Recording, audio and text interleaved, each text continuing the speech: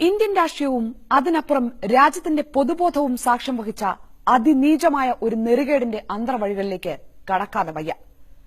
ആലോചിക്കുന്തോറും ഓരോ ഭാരതീയന്റെയും തല താഴ്ന്നു പോകുന്ന മനുഷ്യത്വ വിരുദ്ധതയുടെ ആ മണിക്കൂറുകളെപ്പറ്റി നാടൻ ഭാഷയിൽ പറഞ്ഞാൽ കണ്ണിൽ ചോരയില്ലാത്ത ആ ദിവസത്തെപ്പറ്റി പറയാതെ ഈ ജനാധിപത്യ രാജ്യത്ത് ജീവിക്കുക വയ്യ.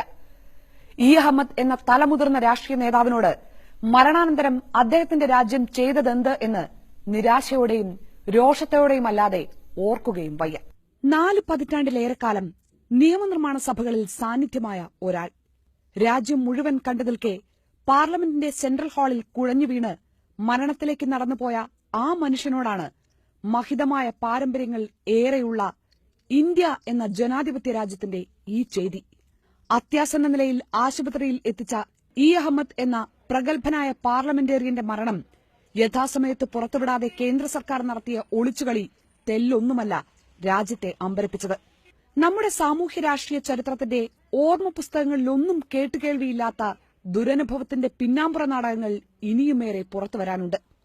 പക്ഷേ ബജറ്റ് അവതരണം മുടങ്ങാതിരിക്കാൻ തിരക്കിട്ടെഴുതിയ തിരക്കഥയെന്ന് കക്ഷി രാഷ്ട്രീയ ഭേദമന്യേ ആരോപണമുയരുമ്പോൾ സർക്കാരിന് തല താഴ്ത്താതെ തരമില്ല. ഡൽഹിയിലെ RML ആശുപത്രിയിൽ എത്തിച്ച് നിമിഷങ്ങൾക്കകം തന്നെ മരണം ഉറപ്പിച്ചിരുന്നു എന്നതിന് ശബ്ദിക്കുന്ന തെളിവുകൾ പുറത്തുവന്ന സാഹചര്യത്തിൽ സർക്കാർ തീർത്തും പ്രതിക്കൂട്ടിലാകുന്നു. ഇവിടെയാണ് ഭരണകൂടത്തിന്റെ മനുഷ്യത്വ വിരുദ്ധമായ കൈകൾ നീണ്ടത്. പ്രധാനമന്ത്രിയുടെ ഓഫീസിന്റെ ചുമതലയുള്ള കേന്ദ്രമന്ത്രി ജിതേന്ദ്ര സിംഗിന്റെ ഇടപെടലുകൾ സംഭവ പരമ്പരകളുടെ ഗതി മാറ്റി എന്നതിന് കേരളത്തിൽ നിന്നുള്ള 5ലേറെ MPമാരും എണ്ണമറ്റ മാധ്യമപ്രവർത്തകരും സാക്ഷി. മരണം മറച്ചുവെക്കാനുള്ള തിടുക്കങ്ങൾ അവിടെ ആരംഭിച്ചു എന്ന് ചുരുക്കം. മരണം ഏറെക്കുറെ സ്ഥിരീകരിക്കപ്പെട്ട ICU യൂണിറ്റിൽ നിന്ന് പുറത്തിറങ്ങിയതിനു ശേഷം ആ സമയത്താണ് ശ്രീ ജിതേന്ദ്ര സിംഗ് ആശുപത്രിയിൽ എത്തിച്ചേരുന്നതും അതിനുശേഷമാണ് അവരുമായി ചർച്ച നടക്കുന്നതും ചർച്ചകൾക്ക് ശേഷമാണ് ഇംപ്രൂവ് ചെയ്യുന്നുണ്ടെന്നും പുതിയ മെഷീൻ കൊണ്ടുവന്നിട്ടുണ്ടെന്നും അതുകൊണ്ട് we are trying our level best എന്നുള്ള നിലയിൽ ദോ ക്രിട്ടിക്കൽ ഞങ്ങൾ ട്രൈയിങ് ലെവൽ ബെസ്റ്റ് എന്നുള്ള നിലയിലുള്ള നടപടികൾ സ്വീകരിക്കുന്നത്.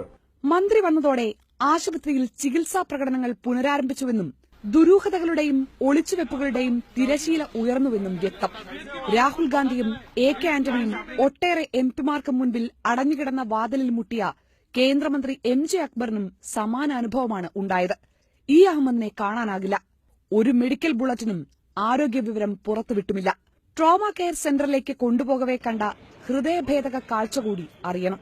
നാഡീമിടിപ്പുണ്ട് അല്ലെങ്കിൽ ശരീരത്തിന് ചലനമുണ്ട് എന്ന് വരുത്തുന്നതിന് വേണ്ടി ഏതോ മെഷീൻ ഉപയോഗിച്ച് വലിയ തോതിൽ അദ്ദേഹത്തിന്റെ ശരീരം പ്രത്യേകിച്ചും ഉദരഭാഗം വലിയ തോതിൽ പമ്പിംഗ് മെഷീൻ ഉപയോഗിച്ച് പമ്പ് ചെയ്യുമ്പോൾ ഉണ്ടാകുന്നത് പോലെ ഉയരുകയും താഴുകയും ചെയ്യുന്നു. അത് കണ്ടപ്പോൾ തന്നെ ഞങ്ങൾക്ക് 100% ബോധ്യപ്പെട്ടു അദ്ദേഹത്തിന്റെ മരണം സ്ഥിരീകരിക്കപ്പെട്ടതിന് ശേഷം ബോധപൂർവമായി ഔദ്യോഗിക സ്ഥിരീകരണം വരുന്നത് കാലതാമസം ഉണ്ടാക്കുന്നതിന് വേണ്ടിയിട്ടുള്ള നീക്കത്തിന്റെ ഭാഗമാണ് എന്ന സംശയമുണ്ടായി. പിന്നാലെ വിദേശത്തു നിന്നെത്തിയ മക്കളോടും മരുമക്കളോടുമുണ്ടായ ആശുപത്രി അധികൃതരുടെ സമീപനം എല്ലാ ദുരൂഹതകളെയും ശരിവച്ചു. അവസാനമായി ഒരു നോക്ക് കാണാൻ കേണപേക്ഷിച്ച ഡോക്ടർമാരായ മക്കളെപ്പോലും അകറ്റി നിർത്തിയത് എന്തിനെന്ന് മെഡിക്കൽ ലോകത്തിന് പോലും തിരിഞ്ഞു കിട്ടാത്ത ഒന്നായി. As a son, I think I have a right to see my father and at least get an explanation as to what's going on. And my brother-in-law, he's a doctor, he's a nephrologist, and so is my sister, she's a doctor. And they're appalled at the way we are treated as a family. I'm not speaking as son of a member of parliament. I'm speaking as a son of an Indian who is in the hospital. Pulse നിലനിർത്താനുള്ള യന്ത്രം ഘടിപ്പിച്ച് PG വിദ്യാർത്ഥികളെ ഏൽപ്പിച്ച് ഡോക്ടർമാർ ഉറങ്ങാൻ പോയപ്പോൾ ഡൽഹി പോലീസിൽ പരാതി file ചെയ്യേണ്ടിയും വന്നു ഈ മക്കൾക്ക് എന്നറിയുമ്പോൾ അവകാശ നിഷേധത്തിന്റെ ആഴം ബോധ്യമാകും. കോൺഗ്രസ് അധ്യക്ഷ സോണിയാഗാന്ധിയും ഉപാധ്യക്ഷൻ രാഹുൽ ഗാന്ധിയും വാക്യുദ്ധത്തിൽ ഏർപ്പെടുമ്പോൾ ആശുപത്രി അധികൃതർക്കൊപ്പം നിരന്നത് ഗുണ്ടകൾ. സമ്മർദ്ദങ്ങൾക്കും പ്രതിഷേധങ്ങൾക്കുമൊടുവിൽ അകത്ത് കയറി മക്കൾ മരണം സ്ഥിരീകരിക്കുമ്പോൾ നേരം പുലരാറായിരുന്നു. ബജറ്റ് അവതരണം അന്ന് തന്നെ നടത്താനുള്ള തിടുക്കം പിന്നാലെ വെളിച്ചത്തുമായി. അതിനായി ചരിത്രത്തെ വളച്ചൊടിച്ച കളവുകൾ നിരത്തിയ സർക്കാരിനെ എന്തു പേരിട്ടാണ് വിളിക്കേണ്ടത്? കൊന്നതിന്റെയും കൊല്ലിച്ചതിന്റെയും കണക്കുകൾ ഒരുപാടുണ്ട് ലോകത്തെ പല ഭരണകൂടങ്ങളുടെയും ചരിത്ര പുസ്തകത്തിൽ. മനുഷ്യത്വം ICUവിലായ ആ 13 മണിക്കൂറുകൾക്ക് ഭരണകൂടം നൽകുന്ന ഉത്തരമെന്താണ്? ആദ്യനാൾ മുതൽ നീണ്ട ആരോപണമുനയെ ഒരു ചെറുവരി കൊണ്ടുപോലും പ്രതിരോധിക്കാൻ മെനക്കെടാത്ത സർക്കാരിന്റെ നിലപാടിൽ തെളിയുന്നത് കുറ്റം ചെയ്തവന്റെ അപമാനഭാരമാണെന്ന് പറയാതെ വയ്യ. ലോകത്തിന്റെ മുന്നിൽ ഏറെക്കാലം ഇന്ത്യയുടെ മുഖമായി വരെ നിന്ന ഒരു ജനപ്രതിനിധിയോടാണ് ഭരണകൂടത്തിന്റെ ഈ പെരുമാറ്റം രാജ്യജനതയെ ആകെ കടുത്ത അരക്ഷിത ബോധത്തിലേക്ക് തള്ളിയിടാൻ പോന്നതാണ് സർക്കാരിന്റെ ഈ ധിക്കാരഭാവം. ഈ കടുംകൈകൾക്കൊക്കെ സർക്കാരിനെ പ്രേരിപ്പിച്ചത് എന്ത് എന്നതടക്കം ചോദ്യങ്ങളെല്ലാം ബാക്കിയാണ്. പാർലമെന്റിൽ തന്നെ അഹമ്മദ് മരിച്ചു എന്ന് വെളിപ്പെടുത്തിയ മന്ത്രിയും ആശുപത്രിയിലെ അടിയന്തരാവസ്ഥയ്ക്ക് മൂകസാക്ഷിയായ മറ്റൊരു മന്ത്രി MJ അക്ബറുമൊക്കെ ഉത്തരങ്ങൾ തരേണ്ടതുണ്ട്.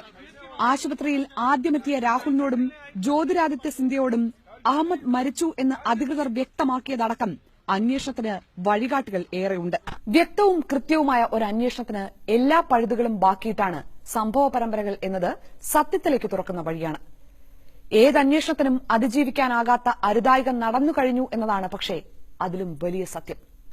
എല്ലാം പറഞ്ഞു തീരുമ്പോൾ അനാദരം എന്ന തേഞ്ഞുപോയ വാക്ക് മതിയാകാതെ വരും അഹമ്മദ് എന്ന ജനനേതാവ് മരണത്തിൽ അനുഭവിച്ചു തീർത്ത കയ്പുകൾ പറയാൻ. സഭയുടെ നടുവിൽ ജീവൻ പൊലിഞ്ഞ ഒരംഗത്തിന്റെ മരണത്തെപ്പറ്റി ഉയരുന്ന ചോദ്യങ്ങളിൽ സർക്കാർ മൌനം പാലിക്കുമ്പോൾ അത് നൽകുന്ന സൂചനകൾ ഭീതിതമാണ്. മനുഷ്യത്വത്തിന്റെയും മര്യാദയുടെയും ഔചിത്യത്തിന്റെയും കളത്തിൽ സർക്കാരിന് മാത്രമാണ് റോളുള്ളത് എന്ന് പ്രധാനമന്ത്രി നരേന്ദ്രമോദിക്ക് ആരാണ് പറഞ്ഞുകൊടുക്കുക? സ്വമേധയാ സർക്കാരിൽ നിന്ന് വിശദീകരണം പ്രതീക്ഷിച്ച രാജ്യത്തെ ആകെ കൊഞ്ഞനം കുത്തുന്നതാണ് ലോക്സഭയിൽ ഉയർന്ന പ്രതിരോധ ശബ്ദങ്ങളെന്ന് എന്നാണ് അദ്ദേഹത്തിന്റെ സർക്കാർ പഠിക്കുക?